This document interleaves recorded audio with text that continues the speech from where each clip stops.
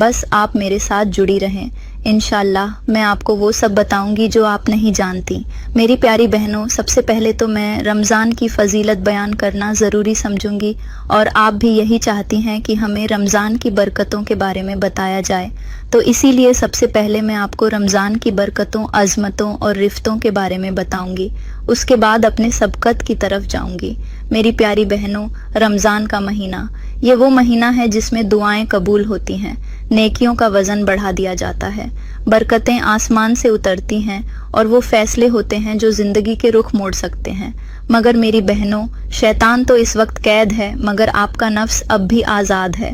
وہ آپ کو اس بیان کو مکمل سننے سے روکے گا، آپ کو بہلائے گا، آپ کو دنیا کی مصروفیات میں الجھائے گا، مگر آپ نے اپنے نفس کو شکست دینی ہے اور اس بیان کو آخر تک سننا ہے، کیونکہ جو حقیقت میں آپ کو بتانے والی ہوں وہ شاید آپ نے کبھی نہ سنی ہو۔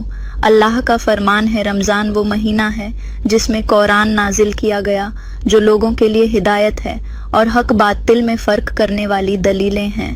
یعنی یہ مہینہ صرف بھوکا پیاسا رہنے کا نام نہیں، بلکہ اپنی روح کو پاک کرنے کا مہینہ ہے، اپنی نیت کو سنوارنے کا مہینہ ہے، اپنے اعمال کو بدلنے کا مہینہ ہے۔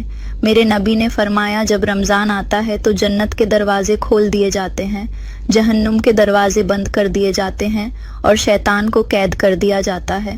مگر میری بہنوں، اگر شیطان قید بھی ہو جائے، مگر ہم خود اپنی برائیوں کو نہ چھوڑیں، اپنی خواہشات کو کنٹرول نہ کریں، اپنی زندگی کو سدھارنے کی کوشش نہ کریں، تو پھر رمضان کا کیا فائدہ؟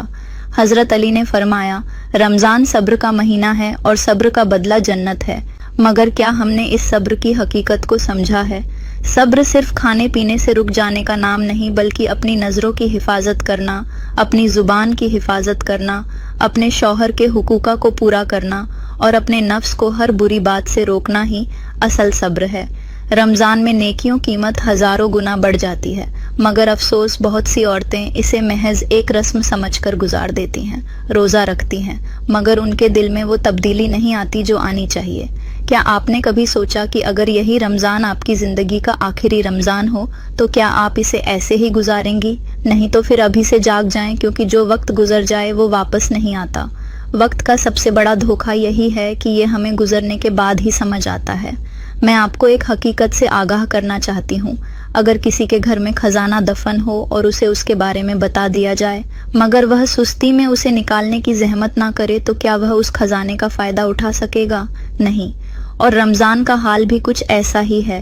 یہ ایک خزانہ ہے، مگر جو اسے جایا کر دیتا ہے وہ اس سے کچھ حاصل نہیں کر سکتا۔